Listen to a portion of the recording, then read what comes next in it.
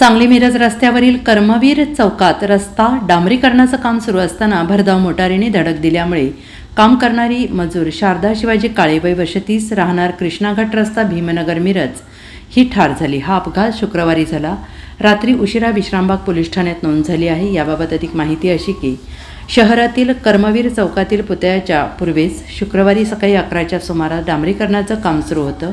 शारदा काळे ही महिला डांबरीकरणाच्या कामावर कार्यरत होती। त्याचवेळी काळ्या खणीच्या बाजूने आलेल्या मोटार MH09 DA 8821 वरील चालकाने भरधाव वेगाने येऊन शारदा काळे हिला धडक दिली। या धडकेत ती गंभीर जखमी झाली।